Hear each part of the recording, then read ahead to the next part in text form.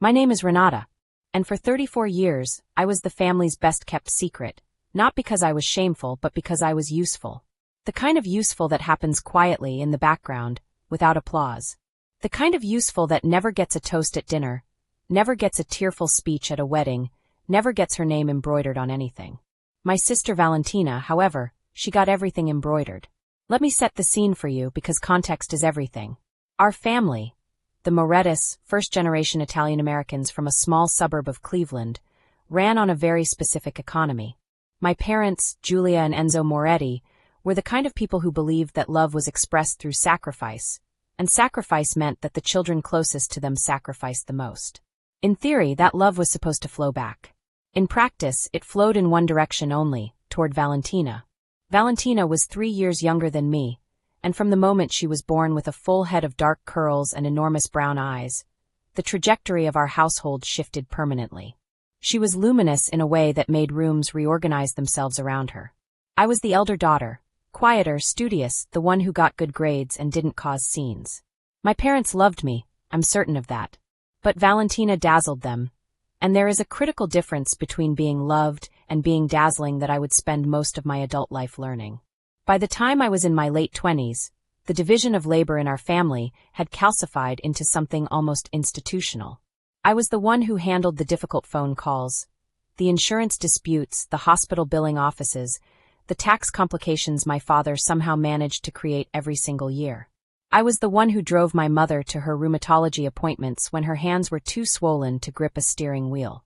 I was the one who researched Medicare supplements and compared coverage plans, and sat across from financial advisors translating complicated paperwork into language my parents could understand. Valentina, during those same years, was living in New York. She was an event planner, brilliant at it genuinely, and her life was a constant carousel of rooftop parties, gallery openings, and weekends in the Hamptons. She called home on Sundays when she remembered. My parents lit up when her name appeared on the caller ID in a way that genuinely took my breath away sometimes. Not from jealousy exactly, but from something sharper. Something closer to grief. Then Valentina met Alessandro Conti at a charity gala in Manhattan. Alessandro was from Florence. His family had money the way old buildings have gravity. Quietly, structurally, as if the wealth was simply part of the architecture. Within 14 months, they were engaged. Within 22, they were planning a destination wedding in Tuscany that would cost more than my parents' first house. And that's where my story really begins. Because the moment Valentina announced the Tuscany wedding, my parents looked at me. Not at their savings account, not at a travel agent, not at any logical source of assistance. They looked at me. And in that look was an entire unspoken sentence that I had been reading my whole life. You'll figure it out, Renata. You always do. What I didn't know yet was that this time, figuring it out would cost me something I could never get back. And that before the wedding weekend was over, I would make a single phone call that would detonate a crater right through the center of my family, and I would not apologize for a single second of it. But I'm getting ahead of myself. The wedding was scheduled for the third weekend of September, in a restored 16th-century villa outside Siena. Valentina sent the save-the-dates on cream cardstock with gold letterpress. They were the most beautiful pieces of paper I had ever held. They were also the first indication that the weekend was going to be astronomically expensive for everyone in attendance. And my parents, I already knew, had not saved a single dollar toward it. I found this out not because they told me directly. I found it out the way I found out most things in my family. Sideways, in fragments, assembled from comments that were never quite admissions. It started with a phone call from my mother in March, 6 months before the wedding. She called to tell me about the villa's website, which she had been studying obsessively, and how there was a cooking class being offered the morning of the rehearsal dinner, and wasn't that wonderful, and did I think it would be rude not to sign up? I said I thought it would be fine either way.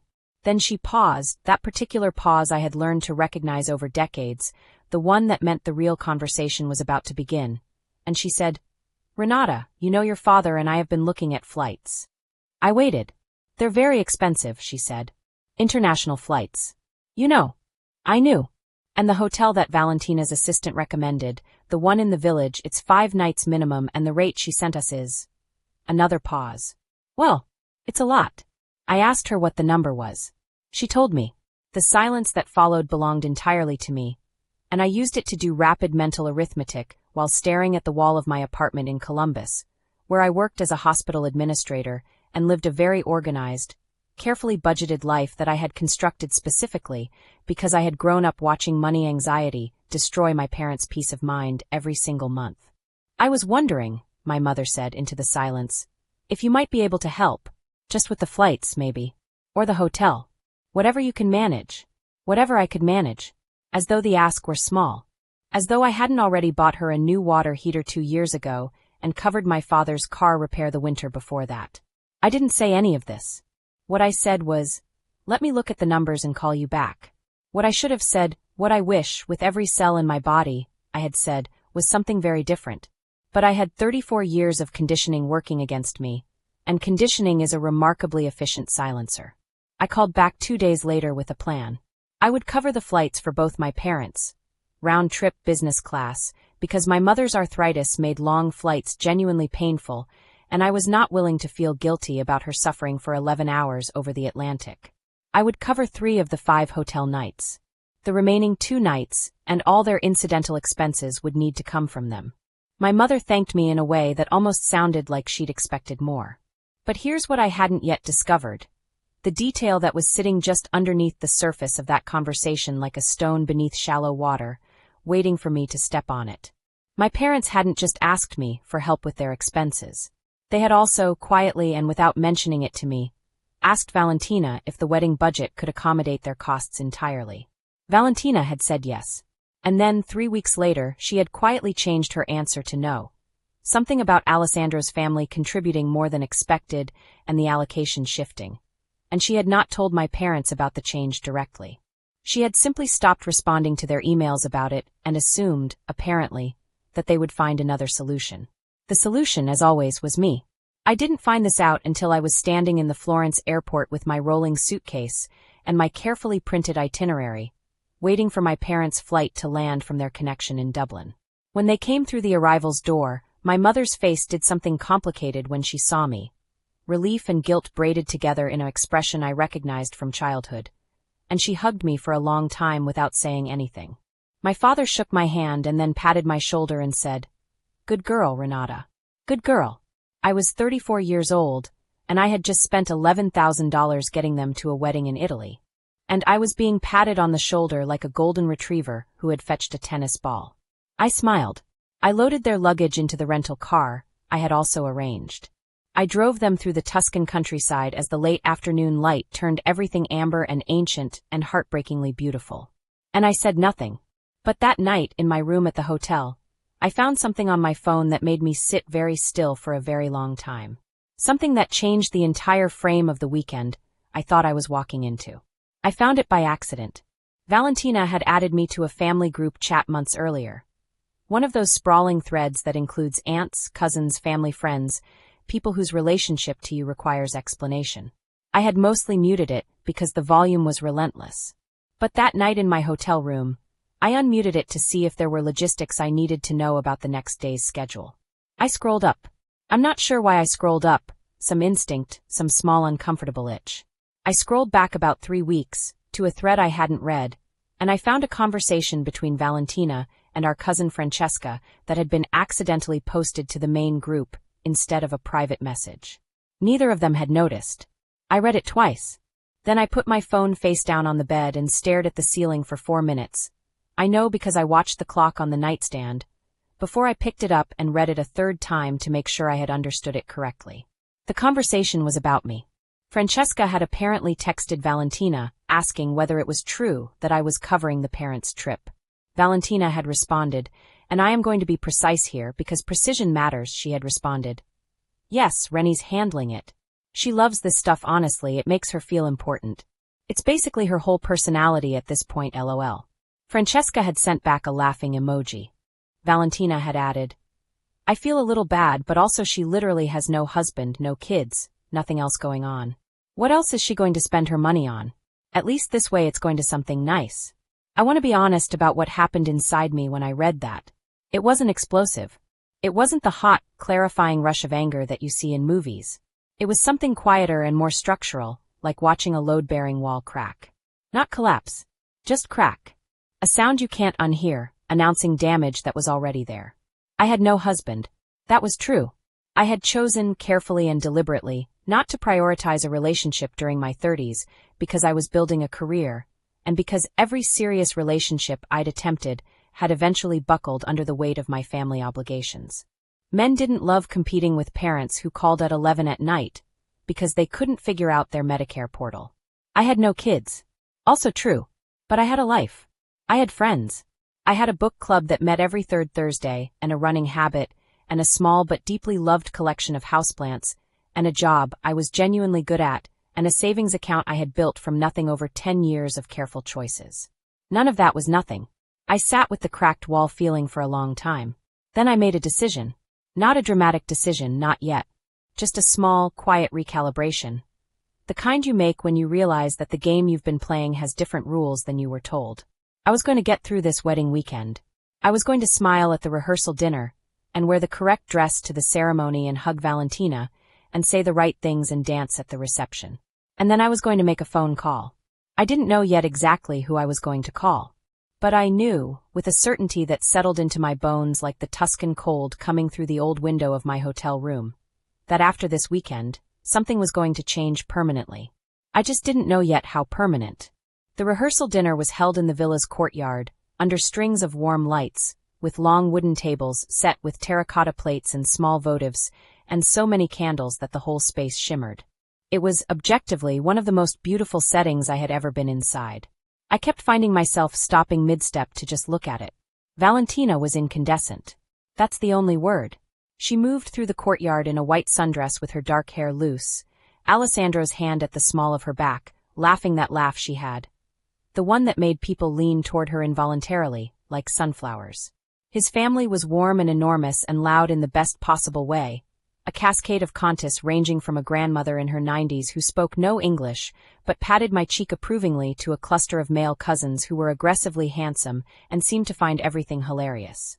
My parents were luminous with reflected glory. My mother had worn her nicest dress, the navy one she saved for special occasions, and my father had his hair combed in a way he only achieved for events that mattered.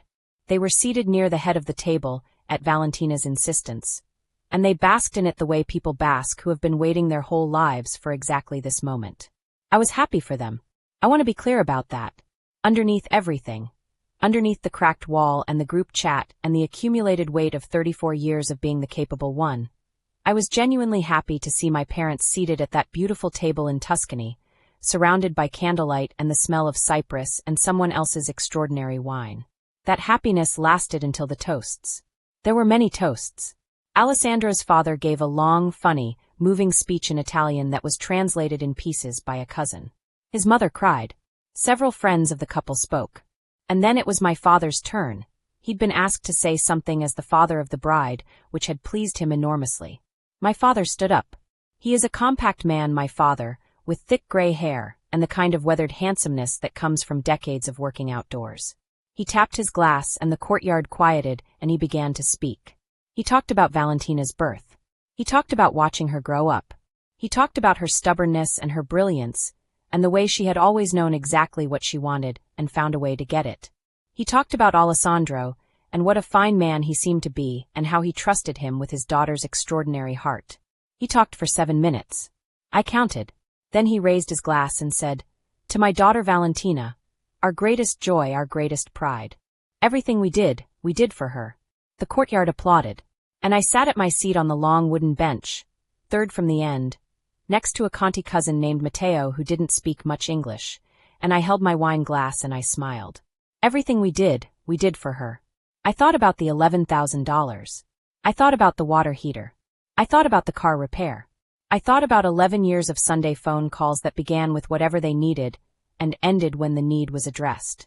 I thought about the trip to the emergency room 3 years ago when my father had chest pain and I had driven 4 hours in the middle of the night because Valentina was in the Hamptons and couldn't come. I thought about the group chat.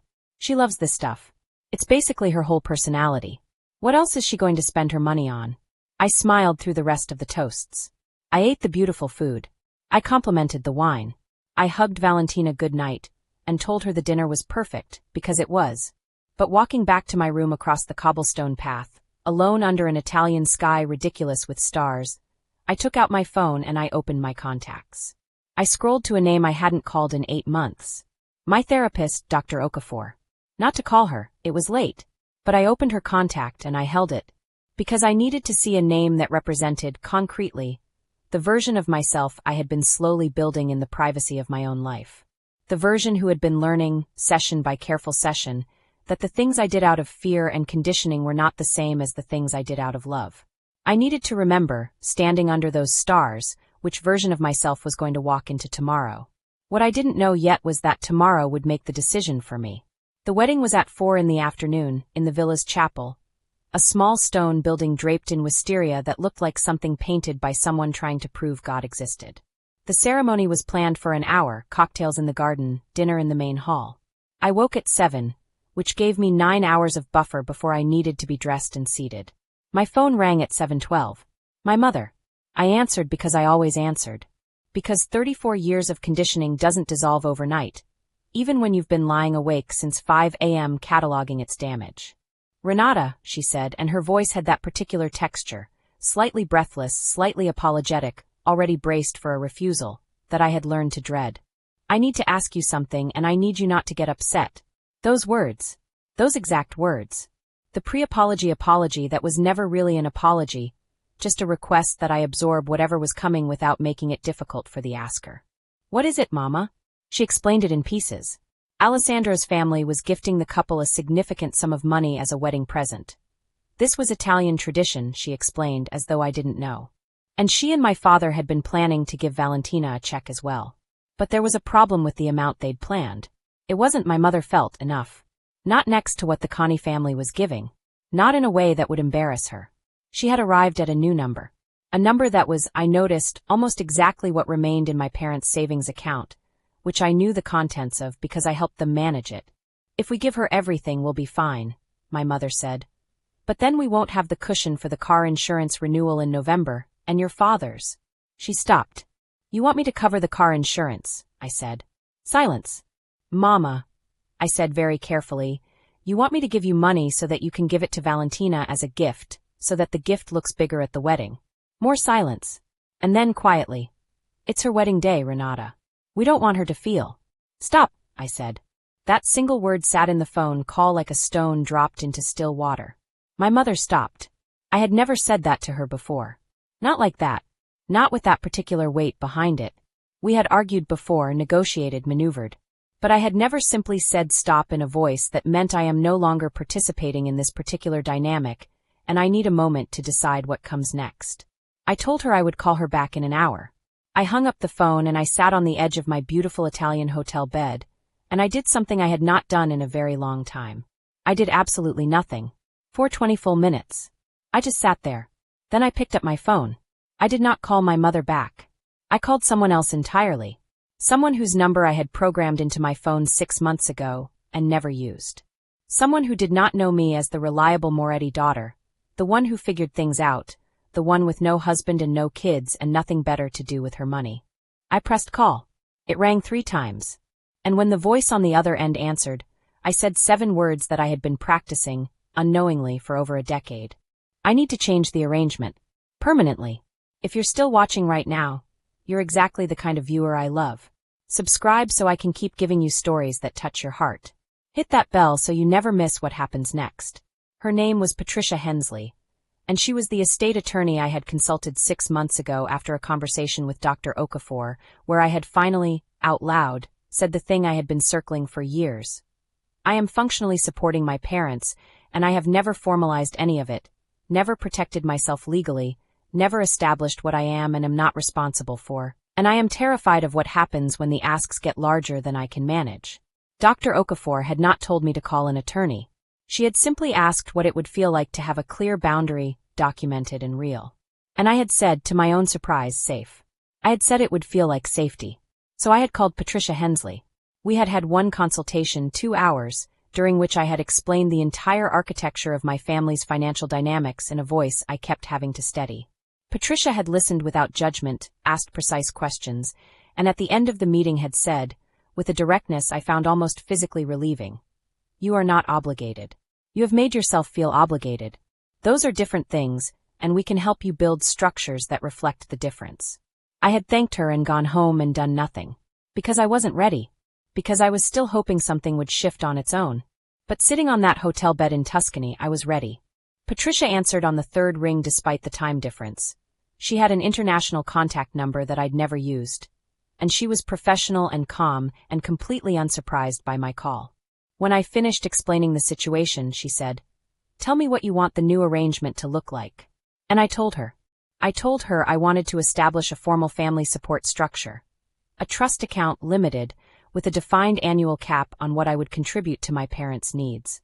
I wanted the contributions tied to specific documented needs, medical, emergency maintenance, essential expenses, not to gifts, social appearances, or transfers to Valentina. I wanted a financial advisor named as co-trustee to prevent scope creep. I wanted it drawn up and ready for my signature within the week. Patricia said she could do that. Then I asked her the second thing, the harder thing. I asked her how to have the conversation with my parents. Not the legal piece. The human piece. She said something that I have thought about almost every day since. "You're not ending your love for them, Renata. You're ending a contract you never agreed to. The conversation is about telling them what the new contract looks like. That's all." I wrote that down on the hotel notepad in my handwriting that gets very small when I'm emotional. I thanked her. I hung up. I looked out the window at the Tuscan morning, golden, ridiculous, the light coming through cypress trees in long cathedral shafts. And I understood something clearly for the first time. I was going to attend my sister's wedding. I was going to be present and kind and genuinely celebratory, because Valentina was getting married to someone who seemed to love her, and that was worth celebrating regardless of everything else. And then I was going to sit my parents down, and I was going to say words they had never heard from me before. What I didn't yet know, what I had no way of knowing, was that Valentina was about to give me a reason to move that conversation up by approximately 7 hours. The ceremony was everything it was supposed to be. The wisteria over the chapel door. The string quartet. Alessandro's face when Valentina appeared at the entrance in a dress that seemed to have been specifically engineered to make people gasp. And people did gasp, audibly, including me, including my father, including the Conti grandmother who crossed herself and murmured something that Matteo translated for me as "she looks like the Madonna." My mother cried from the first moment, and didn't stop until well into the cocktail hour. The ceremony was in both English and Italian. The vows were personal, written by the couple, and Alessandro's were so tender and specific and unguarded that I had to look at the wisteria for a while to manage my own face. Valentina's vows were funny and warm and landed exactly right.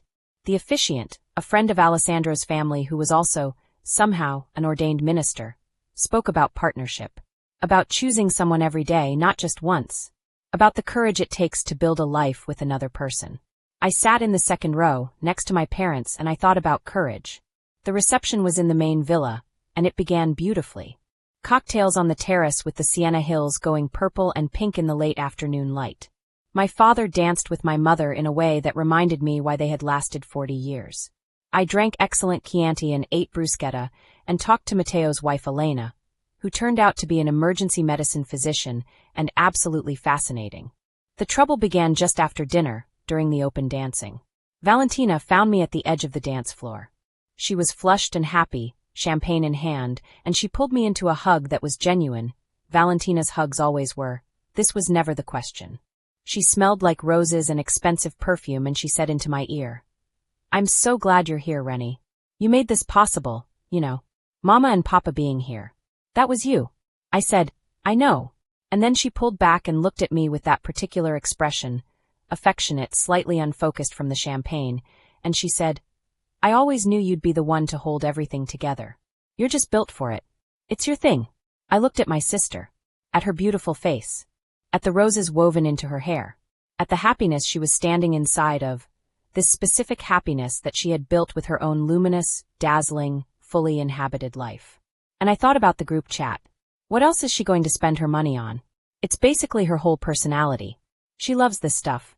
I said very quietly, "Valentina, did you see the message you accidentally posted to the family group chat? The one to Francesca?"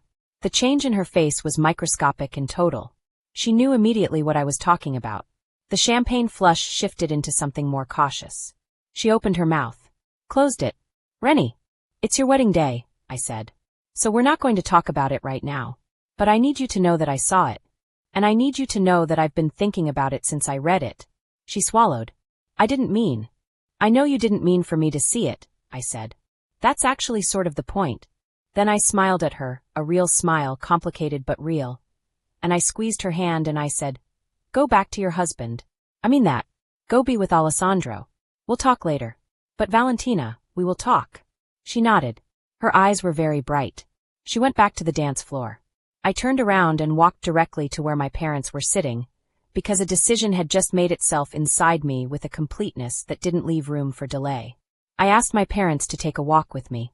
My mother looked worried immediately. She has always been attuned to my tone in the way people are attuned to weather shifts. And my father set down his grappa with an expression of mild reluctance, but followed because I had used the voice that people follow. The capable voice. The daughter who is about to handle something voice. We found a spot on the wide stone steps at the back of the villa, overlooking the dark garden and the hills beyond. The music from the reception floated out to us, muffled and warm. Someone had lit torches along the garden path, and they guttered in the slight breeze. It was, I remember thinking, an absurdly beautiful place to have the conversation I had been rehearsing in my chest for 34 years.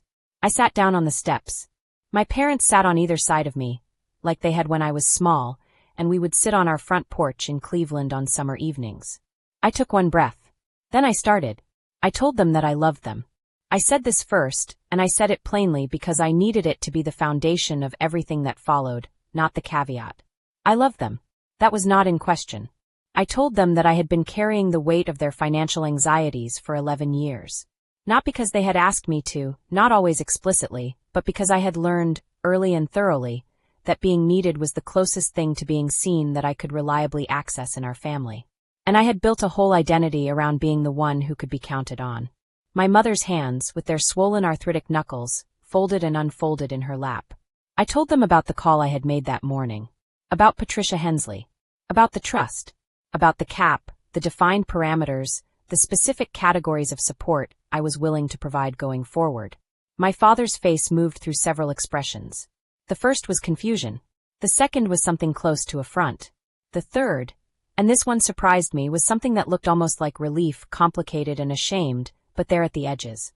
Like a man who had been holding something heavy for a very long time and had just been told he was allowed to put it down.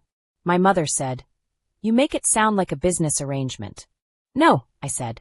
"A business arrangement would have started 11 years ago, with clear terms. What we've had is something informal where I gave and you received and nobody ever said out loud that the arrangement existed. I'm not ending the giving. I'm just making it honest." Silence. The torches in the garden. The faint music. My father said very quietly, "We never meant to take advantage of you, Renata." And I believed him. I want to be precise about this because it matters. I believed him completely. They had not intended harm. They had simply done what humans do, which is accept help when it's offered without examining the cost to the giver too closely, because examining it too closely would require a generosity of attention they didn't know how to give. "I know," I said. "That's actually the part that took me the longest to understand, because it's easier to be angry at intention than at pattern. But the pattern is what I need to change." My mother began to cry. Quietly, the way she had cried at the ceremony, steadily, without drama. I put my arm around her. I didn't remove it. We sat on the stone steps of a 16th-century Tuscan villa while my sister's wedding played out behind us. And for the first time in my adult memory, my family told the truth to each other without anyone performing or managing or handling anything. We just sat in it. What happened next, none of us expected. She found us on the steps 40 minutes later. I don't know how she knew where we were. Instinct, probably, the same instinct that makes people who have never quite seen each other still find one another in crowds. Valentina appeared at the villa's back door in her wedding dress with her shoes in her hand, and her roses still woven into her hair, and she stopped at the top of the steps when she saw us. She looked at our faces, my father's measured quiet, my mother's wet eyes, my own careful stillness, and she sat down on the step above us and she said, without preamble, "I've been horrible." My mother made a sound of protest. "No, Mama," Valentina said. "I have. Not just the message. Not just this weekend. I've been horrible for years and I've been letting Rennie carry everything, and I knew it, and I told myself it was fine because she seemed fine, and that was," she stopped. "That was a really convenient thing to believe.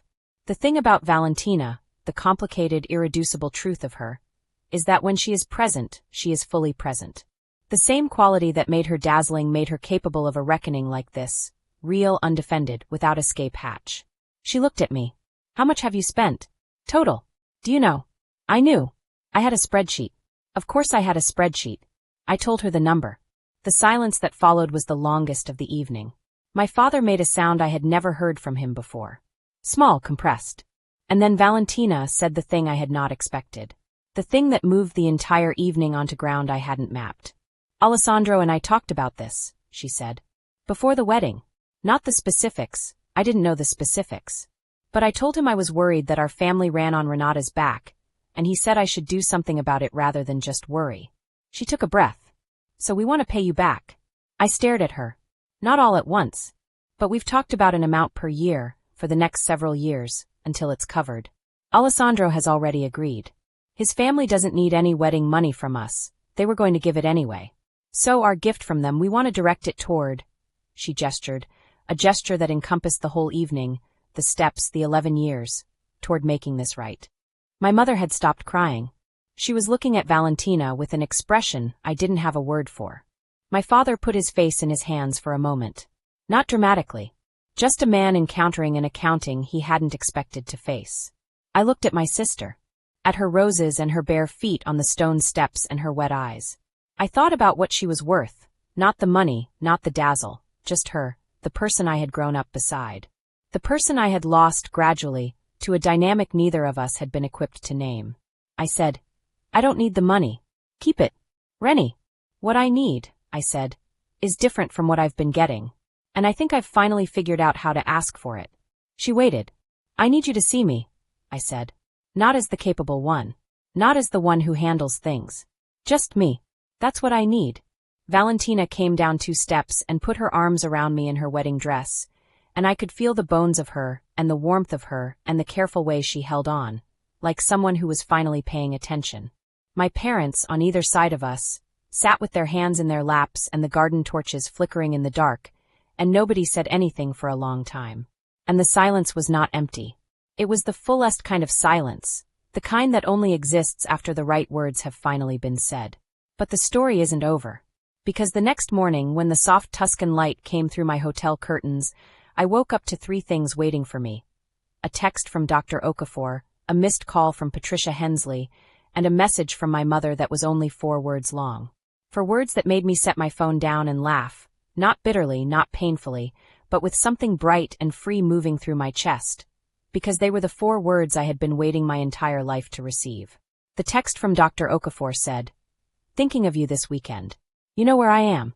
The missed call from Patricia Hensley was a voicemail confirming that the trust documentation could be ready by Thursday. And my mother's message, the 4 words, said this: "I see you, Renata." That's all. No follow-up, no context, no explanation. Just those 4 words, sent at 6:47 in the morning from a woman with arthritic hands who had never been especially comfortable with directness. Because directness wasn't what her generation had been taught, and it certainly wasn't what our family had practiced. But she had written it. I read it 4 times. Then I walked to the window of my hotel room and looked out at the Tuscan morning. Mist still sitting in the valley, the cypress trees dark and precise against a sky going pale gold. And I let myself feel what those 4 words did to something long compressed inside me. They didn't fix everything. I want to be honest about that, because this is a true story, and true stories don't end with everything fixed. They end with a direction changed. What those 4 words did was prove that the conversation on the steps had been real. That it hadn't dissolved overnight the way family conversations sometimes do. Evaporating by morning as everyone retreats to their familiar positions, the difficult thing quietly unremembered. My mother had woken up before 7 in the morning in a foreign country, and the first thing she had done was send me a message that cost her something to write. That mattered more than I had words for. I showered and dressed, and went downstairs to the hotel breakfast, where my parents were already seated with espresso and bread, and the slightly raw look of people who had not slept much. My father stood up when he saw me, just stood up immediately as if courtesy required it. And that small gesture from a man who expressed almost nothing through physical gesture hit me somewhere unexpected. We ate breakfast mostly in silence. A comfortable silence, or the beginning of one. The uncomfortable kind had been used up the night before. Valentina and Alessandro were at a separate table with his family. But when she saw me, she raised her coffee cup across the room, and I raised mine back. Simple enough. At the end of breakfast, my father folded his napkin and set it on the table with the precision of a man choosing his words, and he said, "I want to understand the new arrangement. Whatever you explained last night, I want to understand it properly. When we get home, we can do that," I said. "I want to be part of it this time," he said. "Not just accepting what you arrange." He said this in a way that acknowledged, without quite stating, that he had been accepting what I arranged for a long time. My father, who did not do vulnerability easily, was doing something adjacent to it, in his own limited idiom, and I understood that this was the version of an apology I was likely to get, and I decided it was enough. I said, "That's all I wanted." What came next, the weeks and months after that September weekend, was not linear or simple. The trust was established in October. My parents reviewed it with Patricia Hensley over video call, and my father asked questions, and my mother sat beside him and looked progressively more relieved. The annual cap was lower than what I had been spending informally by a significant margin, and there was a moment during that video call when I watched my parents do the quiet math of what they had been receiving versus what they would receive going forward, and their faces were complicated. But they signed, and that was something I had not been certain would happen. Valentina and I talked, properly at length, not at her wedding but a month later when she came to Columbus for a weekend that she suggested and organized herself. We talked for most of Saturday. There were things said that were hard and things said that were harder, and at least one moment where we both cried with the specific messiness of people who have been carrying competing griefs in the same body for too long. She kept her word about the money. It arrived in quarterly installments, structured through an agreement Alessandro had clearly thought through carefully. I put most of it in an account I hadn't named yet. I was thinking about what to name it. And me. In those months after Tuscany, I did something I had never done before. I said yes to things that were entirely mine. I went to Portugal with 2 friends from my book club, a trip I had been postponing for 3 years because there had always been something else claiming my money or my attention. I bought a piece of art that made no practical sense. I let myself sleep in on Sunday mornings without answering the phone before 9. Small things. Private things. Things that had no audience and no gratitude attached to them. They were, I discovered, the most sustaining things in my life. I think about what started all of it. That phone call from my mother at 7:12 on a September morning in a Tuscan hotel, that particular ask that was one ask too many. I used to think the call I made afterward, the call to Patricia Hensley, was the important moment. The turning point. But I've come to understand it differently now. The call was just the action. The turning point was earlier. It was the 20 minutes I spent sitting on the edge of the hotel bed doing absolutely nothing. Because I had never, in my adult life, simply stopped and let the moment be what it was before deciding what to do with it. In those 20 minutes, I let myself be a person rather than a function. And everything that came after, the conversation on the steps, my mother's 4 words, my father standing up at breakfast, Valentina and her honest reckoning, the trust, the Portugal trip, the art that made no practical sense. All of it grew from that pause. From the radical, terrifying, ultimately life-giving decision to stop before doing one more thing for someone else, and ask myself, quietly, seriously, for the first time, what I actually needed. The answer, it turned out, had been there the whole time. I just needed it to be allowed to exist. And it does now. It does. Thank you for watching. If this story moved you, share it with someone who has spent too long being the capable one. They might need to hear it today.